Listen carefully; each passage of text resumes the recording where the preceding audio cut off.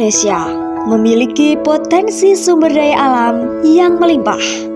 Salah satunya adalah tanaman kelor yang mudah ditemukan di lingkungan sekitar. Pernahkah kita melihat daun kelor di sekitar rumah?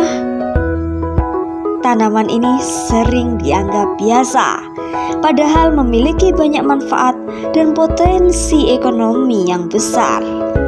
Tidak hanya dikonsumsi sebagai sayur, kelor juga bisa diolah menjadi berbagai produk bernilai jual tinggi. Dalam video ini kami akan mengajak Anda mengenal cara pemanfaatan daun kelor agar menjadi peluang usaha yang menjanjikan. Assalamualaikum warahmatullahi wabarakatuh. Selamat pagi Bapak Ibu semua. Kali ini kami dari penyuluh ingin mengadakan penyuluhan kepada para petani terhadap pemanfaatan kelor untuk meningkatkan nilai tambah. Mungkin ada beberapa hal yang akan kami sampaikan dan nanti jika Bapak Ibu ada pertanyaan boleh disampaikan. Mungkin jika menunggu dia terlalu lama boleh bertanya di kanan atau bagaimana. Langsung saja, ini beberapa rekan penyuluh dari kami.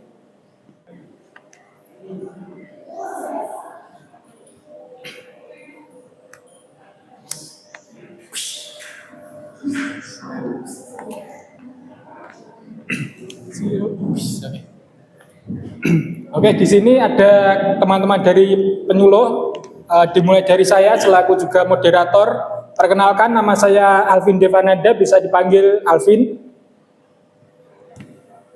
Kemudian saya Muhammad Jamil Jagil Fikri, biasa dipanggil Jamil. Perkenalkan semuanya, nama saya Frisca Dewi Aprilia. Perkenalkan, nama saya Muhammad Hafiz Farizaki. Terima kasih. Perkenalkan, nama saya Muhammad Agus Yuda Prasetyo, biasa dipanggil Yuda. Oke, setelah perkenalan dari kami, langsung saja mungkin ada beberapa materi yang disampaikan dari rekan-rekan penyuluh mengenai pemanfaatan kelor untuk meningkatkan nilai tambah.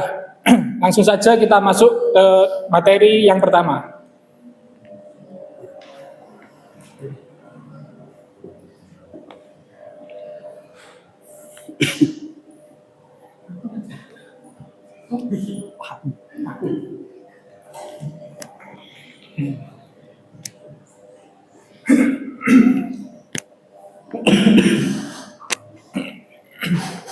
Untuk materi yang pertama, kenapa kelor kita cuma dihargai murah?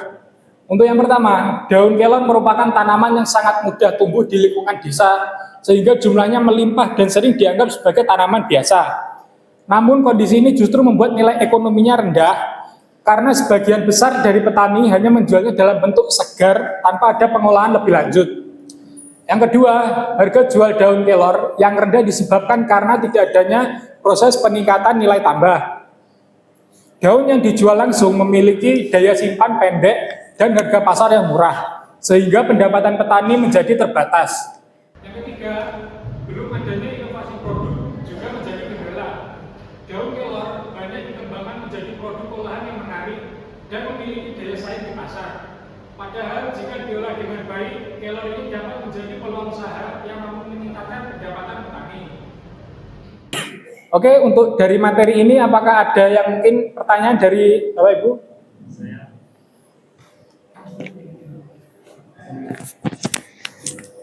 Assalamualaikum warahmatullahi wabarakatuh. Mohon izin bertanya, Pak. Biasanya berapa lama sih masa simpan daun kelor itu? Itu saja.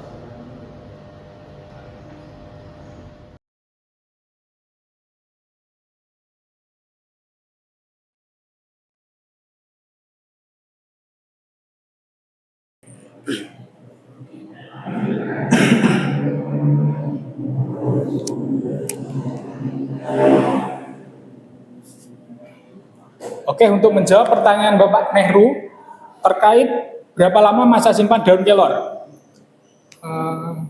Daun kelor sebenarnya jika diolah menjadi produk-produk lebih lanjut ada beberapa waktu untuk penyimpanan. Awalnya daun kelor segar memiliki waktu 1-2 hari dalam kondisi segar. Lalu jika daun yang segar tersebut disimpan dalam kulkas, bisa tahan 3-5 hari.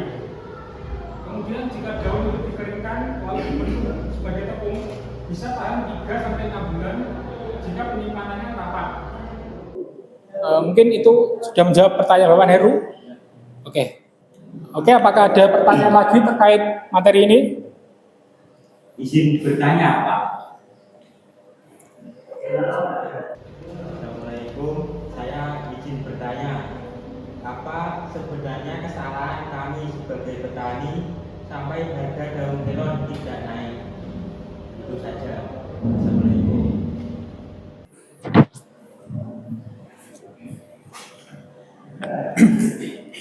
Oke, untuk menjawab pertanyaan tersebut, kesalahan petani sampai harga kelor tidak naik.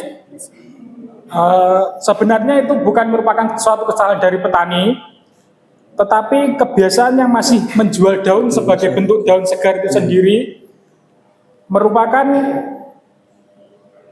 adalah tindakan yang kurang tepat untuk petani. Sebaiknya dari pihak petani sendiri mengolah sendiri daun segar tersebut, baik dalam bentuk tepung atau inovasi terbaru yang meningkatkan daya jualnya. Mungkin inovasi itu yang harus ditekankan dari pihak petani agar nilai jual dari daun kelor itu sendiri dapat meningkat. Mungkin itu yang bisa saya sampaikan. Pada pertanyaan lagi? Perkenalkan, nama saya Erika. Di sini dari 2 pertanyaan sebelumnya, saya ingin bertanya, bagaimana Pak cara utama kita supaya daun kelor itu harganya bisa naik? Meningkatkannya itu seperti apa? Terima kasih.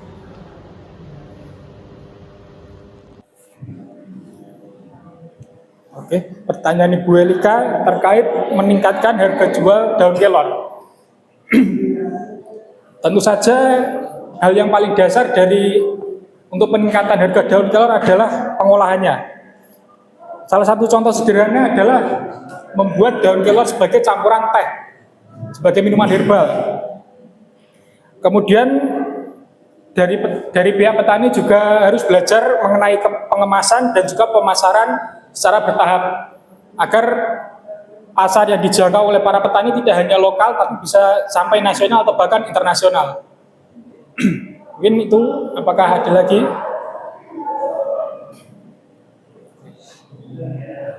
Oke, jika tidak ada kita lanjut ke materi selanjutnya.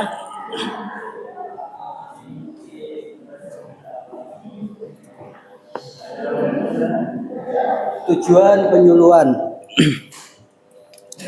Mengenai tujuan utama kita berkumpul dan mengapa pengolahan daun kelor ini sangat penting untuk kita pelajari bersama agar hasil panen kita tidak hanya sekedar dijual mentah saja.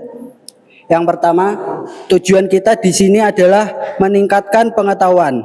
Kita sama-sama tahu bahwa kelor itu tanaman yang luar biasa manfaatnya. Namun, seringkali kita hanya tahu cara menanamnya saja. Di sini kita akan belajar lebih dalam tentang potensi pasar, standar kualitas yang dicari pembeli, dan bagaimana cara menjaga agar nutrisi daun kelor tetap terjaga dari mulai petik sampai siap dijual.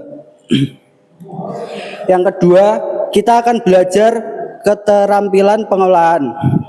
Jika kita hanya menjual daun segar, harganya seringkali tidak seberapa dan daun cepat layu. Kita akan belajar cara mengubah daun kelor menjadi produk yang lebih tahan lama, seperti bubuk kelor atau olahan lainnya. Dengan keterampilan ini, Bapak Ibu punya kendali lebih untuk memproses hasil panen sendiri di rumah dengan biaya yang efisien. Lalu yang terakhir dan yang paling penting, tujuannya adalah menambah nilai jual. Bayangkan kalau Bapak Ibu menjual 1 ikat daun kelor, harganya mungkin hanya beberapa ribu rupiah. Tetapi kalau daun tersebut kita keringkan, kita haluskan dengan bersih, dan kita kemas dengan bagus, harga bisa naik berkali-kali lipat. Nilai tambah inilah yang nantinya akan masuk ke kantor Bapak Ibu sebagai keuntungan tambahan di luar hasil panen biasa. Jadi tujuan penyuluhan ini sebenarnya adalah untuk membantu kita semua agar lebih sejahtera dari hasil tanaman kelor kita sendiri.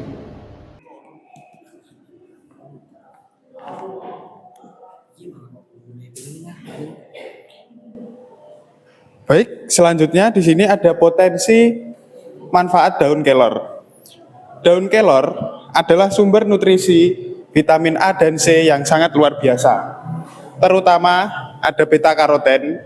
Asupan beta karoten harian yang direkomendasikan menurut para ahli sekitar 15.000 dan 25.000 IU.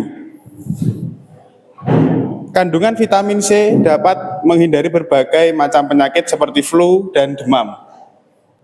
Ada yang bertanya mungkin? Ya, baik, Mas.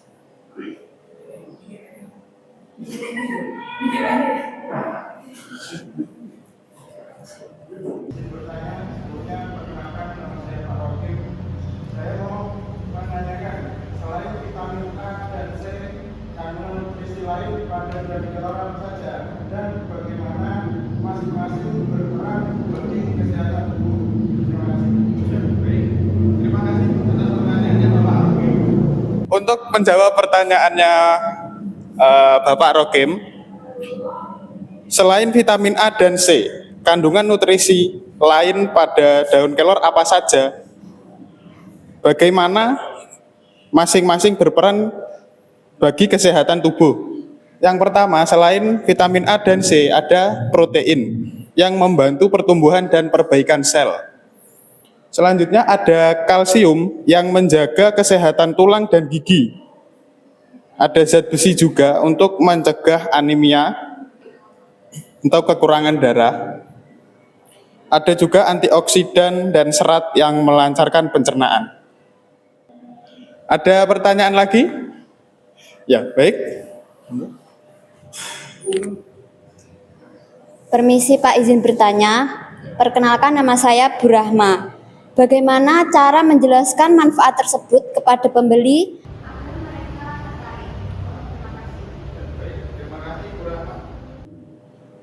Kalau ingin menjelaskan terlalu ilmiahnya, misal mengandung antioksidan tinggi, banyak pembeli yang kurang tertarik karena tidak langsung terasa manfaatnya. Jadi harus diubah menjadi manfaat praktis.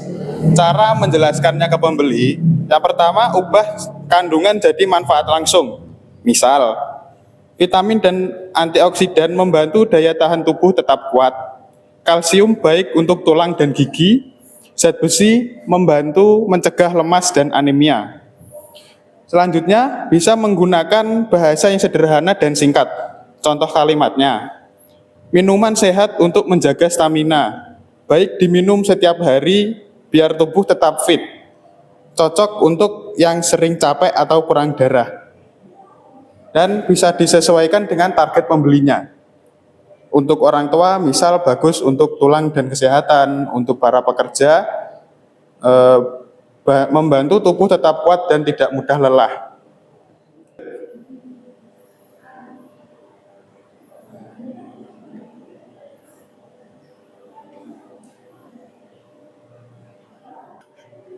Kalau diolah, kelor bisa menjadi produk yang mahal.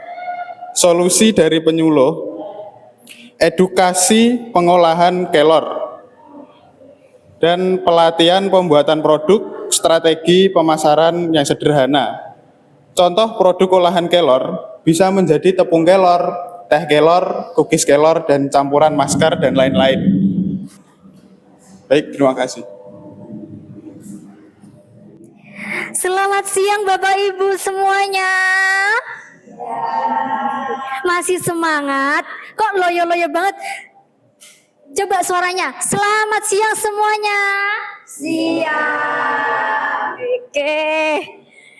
Kita lanjut ya, Bapak Ibu semua, mengenai contoh pembuatan cookies yang sebelumnya tadi sempat disampaikan, kalau diolah kelor bisa menjadi produk mahal. Wah, kelor itu bisa jadi produk mahal loh Bapak Ibu semua.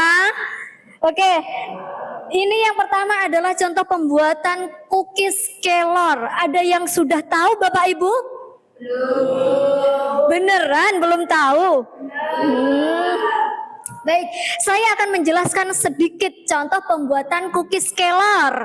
Nah, cookies kelor berbahan dasar daun kelor yang dijadikan bubuk atau tepung sebanyak 0,5 kg dalam satu kali produksi. Harga beli dari daun kelor mentah sebesar 10.000. Cookies kelor yang dihasilkan 20 cup, masing-masing cup berisi 8 cookies dengan harga jual 6.000 per cup, mampu memberikan nilai tambah 114.000.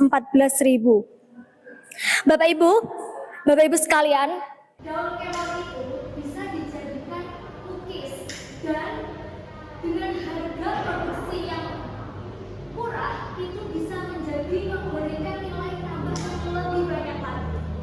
Jadi jika Bapak Ibu ingin menjual, pasti untungnya akan lebih besar kan? Bukan? Makanya untuk itu adanya pengolahan cookies kelor itu adalah agar memberikan nilai tambahnya yang lebih banyak lagi untuk pendapatan Bapak Ibu sekalian. Bukan begitu? Ya.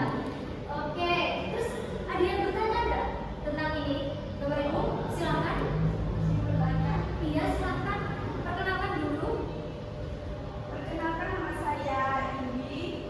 Saya bertanya, apakah nilai tambahan 114.000 itu termasuk biaya seluruh produksi, yaitu bahan tenaga kerja dan masa, atau masih ada biaya tersembunyi yang harus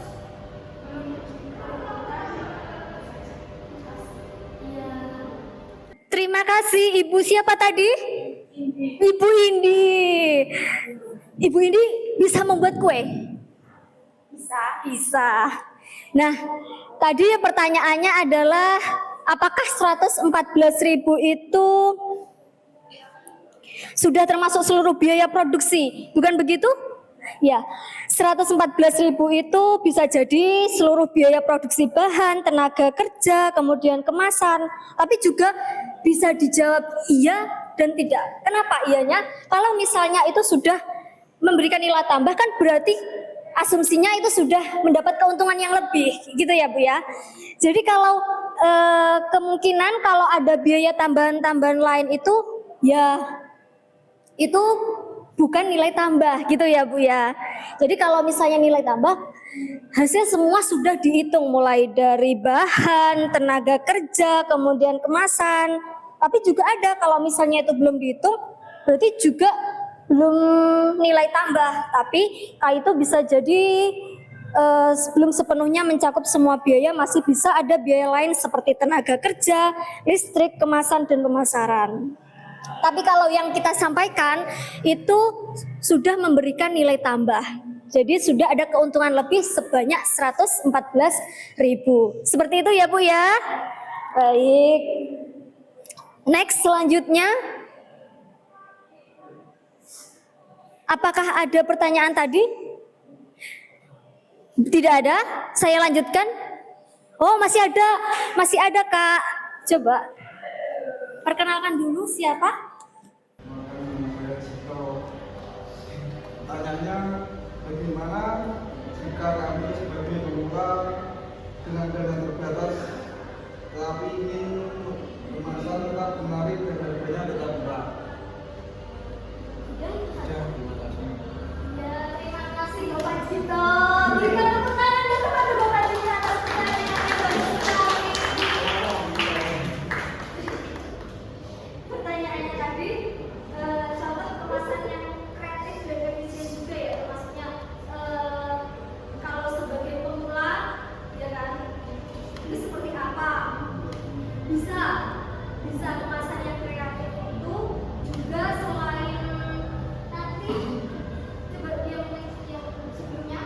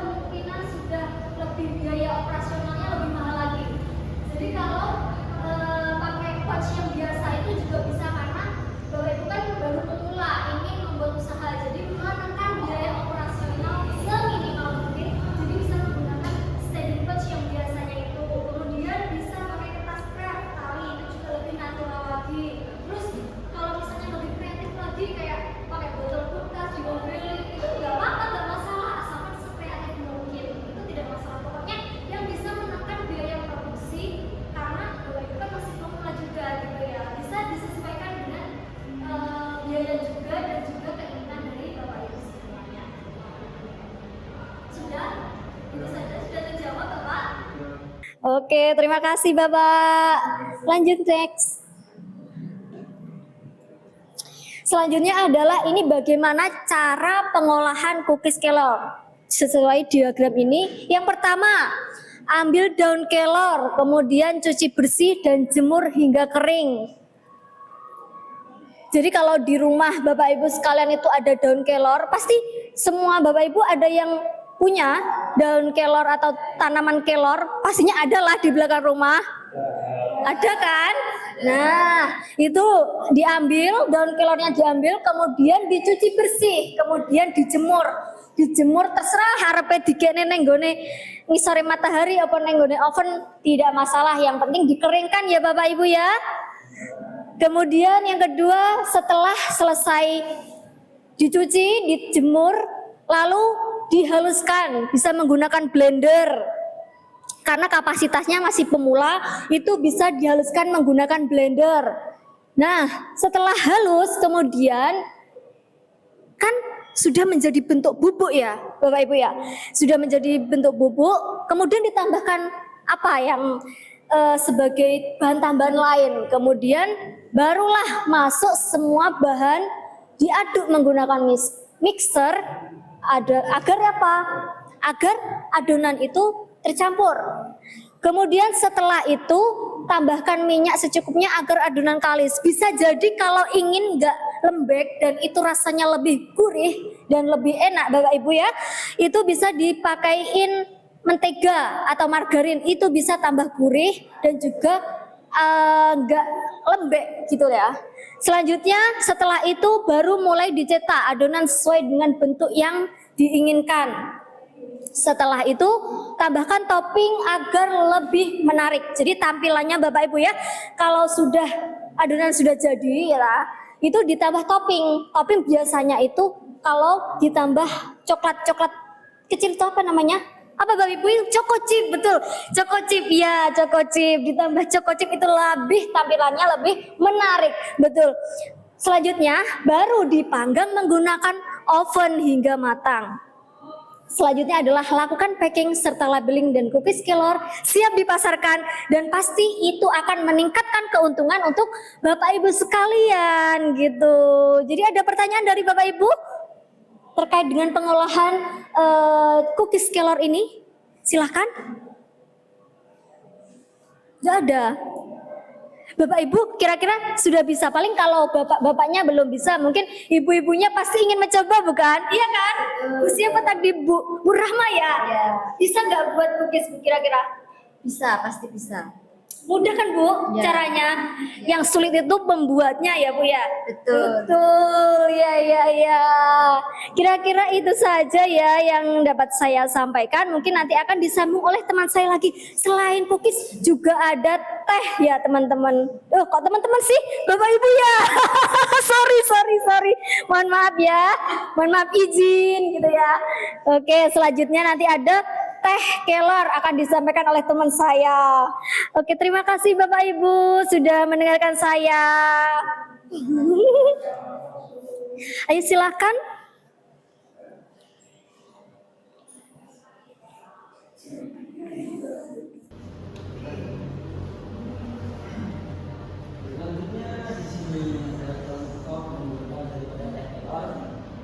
Sebelum masuk ke materi, juga saya mengenalkan diri, lanjutkan dari kata sekalian tadi. Manusia jadi dengan fotografi. Gimana semua kan? Dan produk teh kelor khususnya dalam bentuk teh cukup memiliki potensi berjualan yang cukup tinggi.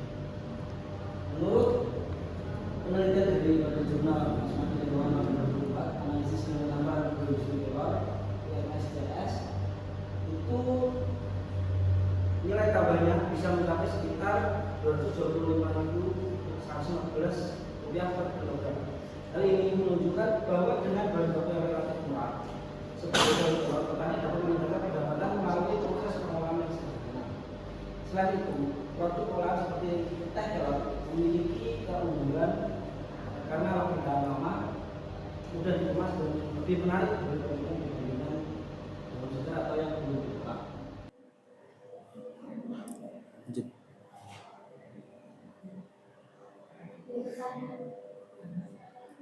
Sebelum dilanjut, mungkin dari Bapak Ibu ada pertanyaan? Ya.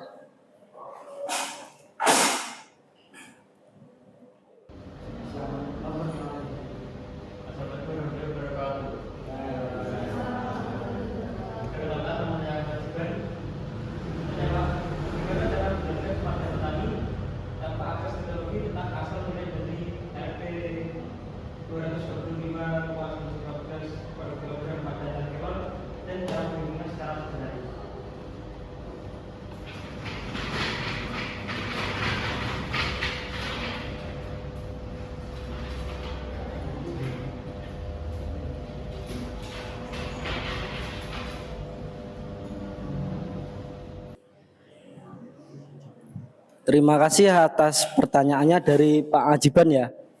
Terima kasih pertanyaan yang sangat baik. Diketahui tadi untuk daripada teh kelor sendiri bisa diproduksi menjadi dua. Yang pertama ada cookies dan juga ini ada teh kelor. Di mana dalam pembuatannya daripada teh kelor tadi bisa dibuat menjadi kering ataupun dijadikan bubuk. Mungkin Bapak Ibu di sini ada yang suka matcha atau green tea? Kemungkinan seperti itu. Nah, itu untuk yang bubuknya sendiri bisa dibuat menjadi tepung pencampur dengan cookies. Selanjutnya jika yang dalam bentuk kering bisa dipak dengan kemasan sekitar 2 gram untuk dijadikan teh kelor, dan bumbunya juga bisa disajikan. Dan untuk rasanya sendiri tawar tanpa ada rasa manis alami. Di sini rasanya adalah itu seperti kayak makan rempah. Ada aksen hangatnya tapi sedikit sekali. Selanjutnya ada mati, dia seperti biji-bijian. Bilangnya makan apa ya? Kalau teman-teman minum green tea kurang seperti itu, tapi ini lebih light dan lebih sedang. Selanjutnya di sini ada kopi atau rasa seperti ada seperti ke tanah. Selanjutnya pahit jika overcook. Saran saya untuk Bapak Ibu yang mau menyeduh ini di suhu 88 derajat sampai 90 derajat. Dimana untuk mengetahui suhu itu, kalau itu bisa pegang aja. Pancinya kalau sudah terasa panas itu sudah tidak sampai mendidih. Kalau kita pegang itu sudah panas, itu sudah sampai mendidih. Kalaupun mendidih itu bisa ditunggu. Kalau sudah sampai mendidih atau mendidih, itu bisa ditunggu dulu sekitar 2 menit. Betul ke suhu 88 sampai 90 derajat. Untuk aftertaste-nya sendiri itu segar dan tipis. Nah, untuk setelah kita mengetahui rasanya pasti kita tahu kita mau menjualnya.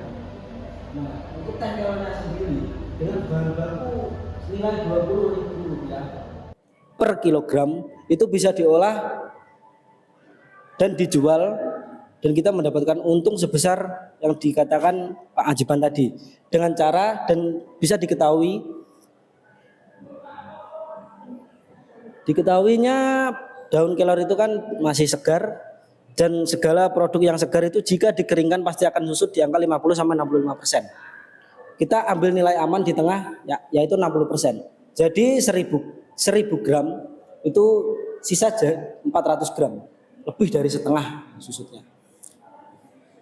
Dan ini bisa diisi satu pouch itu bisa 5-10 gram. Dengan satu kemasan, satu pouch yang buat kantong teh itu dengan berat 2-2,5 gram. Dan untuk perhitungan harga jualnya jika Anda punya produksi itu dijual, main produknya di sini adalah daun kelor segar. Di pasar itu sekitar harganya Rp20.000 per kilogram. Itu sudah banyak. Kemudian untuk biaya produksinya sendiri dibagi menjadi 3, ada tenaga kerja, gas, listrik, dan juga air. Tenaga kerja di sini kita hargai Rp30.000, gas dan listrik Rp10.000, dan airnya Rp5.000. Dan untuk kemasan kurang lebih sama dengan yang cookies tadi, kita bisa menggunakan pouch atau yang plastik tip, atau yang paling murah itu plastik tip. Iya, untuk saat ini harga plastik sedang naik bulan-bulan. Jadi harganya ya agak naik sedikit. Untuk per picisnya plastik itu di harga Rp2.000, plastik atau kertas tadi disamaratakan, dan biaya lain-lain seperti transportasi, logistik dan penyusutan alat itu sebesar Rp15.000. Jika dijumlahkan semuanya akan bertemu di harga Rp150.000 untuk 35 kantong. Dan itu bisa dipakai menjadi 3 sampai 4 pak dengan isi sekitar 8 sampai 10 gram per kemasan. Nah, untuk harga jualnya sendiri kan kita sudah ketemu HPP-nya dengan cara dibagi dari volume awal dari yang kita produksi semuanya dengan harga total di-yieldkan di angka 35, kemudian ketemu harga di 4.286.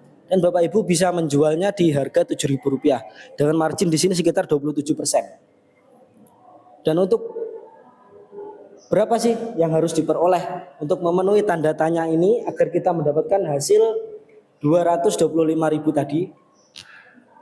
Hasilnya 225.000 yang ditanyakan oleh Pak Ngajiban tadi ya. Hasilnya adalah 7.000 dikalikan jumlah yang dapat diproduksi dalam satu kali produksi, yaitu 35. Kita ketemu di angka 245.000. Dikurangi biaya bahan baku adalah 20.000. Maka yang ditanyakan daripada Pak Ngajiban tadi adalah ini. Hasilnya adalah harga jualnya yang jika terjual semuanya dikurangi biaya bahan baku. Dan untuk yang kedua, setelah ini 245, jika itu menghitung break even point-nya, maka kita bisa dikurangkan dengan biaya produksi ini. Itu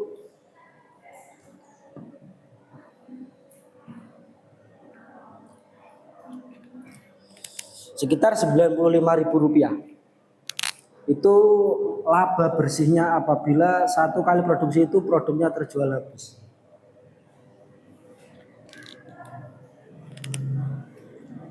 Ada yang ditanyakan lagi?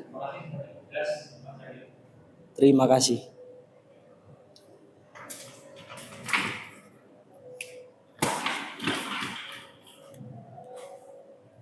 Selanjutnya ada lagi mungkin pertanyaan?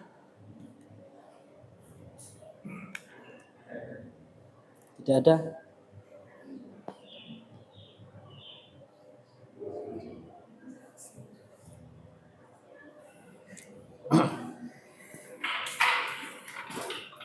Setelah kita mengetahui daripada yang ditanyakan daripada Pak Ngajiban dan juga berapa potensi market daripada teh kelor tadi, pasti kita kepo dong, cara buatnya gimana sih? Nah, di sini ada step by stepnya. Dimana yang pertama adalah persiapan seperti kita membuat teh ya kurang lebih. Dimana kita memilih daun yang masih muda atau yang dipucuk-pucuknya sampai 3 tangkai mungkin. Kemudian dicuci bersih, direndam, lalu dibilas. Jadi pertama itu kita cuci, daun segar itu dicuci. Kalau di desa mungkin pakai tumbuh ya teman-teman, pakai tumbuh atau tampah gitu ya. Lalu dicuci bersih, kemudian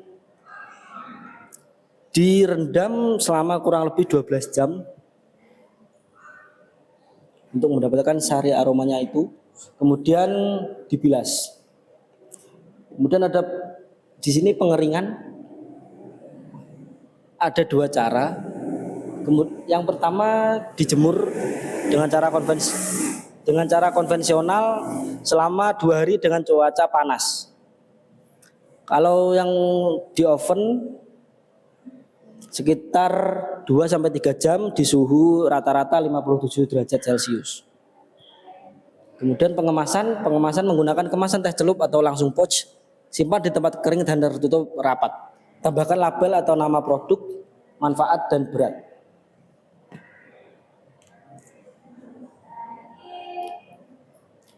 Nah, sebelum dikemas tadi, tehnya kita bisa dijual dalam bentuk halus atau yang kasar. Kita bisa dibuat bubuk atau yang dibuat kasar. Kalau bubuk pun sama. Kemasannya di 2,5 sampai 2,5 gram per paknya itu. Dengan metode penyeduhan yang sama, walaupun mau dibuat bahan baku campuran tepung untuk buat cookies tadi pun juga sama. Sudah, ada pertanyaan mungkin? Ya, silakan. Perkenalkan, saya Putri. Pertanyaannya, seumpama kalau saya itu salah di satu tahap, misalnya itu pengeringan, apakah untuk hasil akhirnya tetap bagus atau gimana? Terima kasih.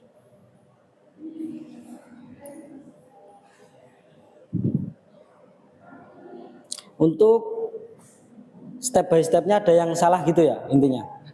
Untuk di pengeringan itu mungkin cukup krusial ya. Di sini bisa langsung dihaluskan saja. Bisa langsung dihaluskan untuk dijadikan bahan baku buat cookiesnya tadi. Kalau dipaksakan untuk dibuat teh nanti takutnya tidak ada rasanya kalau sudah salah di pengeringannya. Ya. Terima kasih.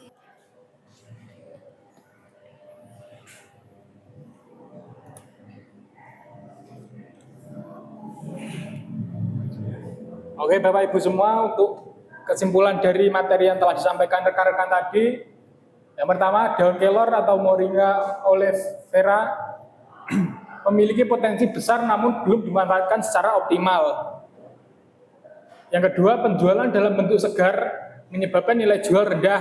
Maka dari itu, pengolahan atau inovasi dari daun kelor itu sendiri merupakan suatu tahap yang sangat penting bagi para petani.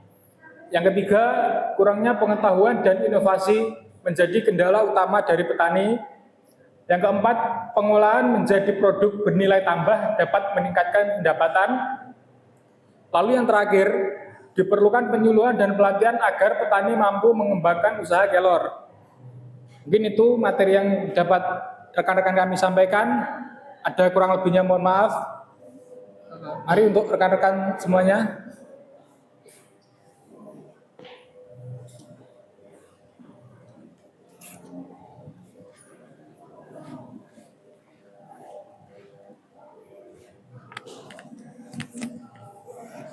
Terima kasih atas perhatiannya kepada Bapak Ibu sekalian yang telah mendengarkan tentang penyuluhan kita hari ini mulai dari awal sampai akhir. Dan terima kasih juga yang telah bertanya, dan semoga apa yang kami sampaikan ini menjadi ilmu baru buat Bapak Ibu sekalian.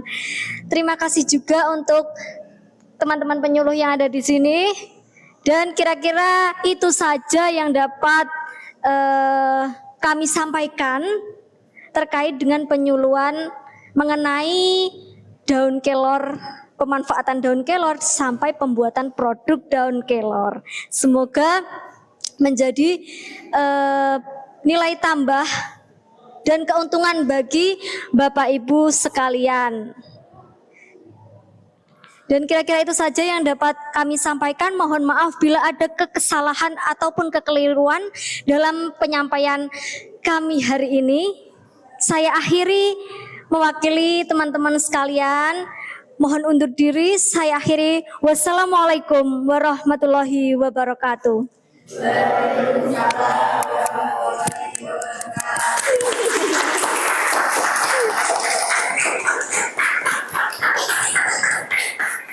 I don't ever slow up, no I don't take shit. I got no love for the fakeness. If you wanna play tough and wanna hate this, I'll always show up.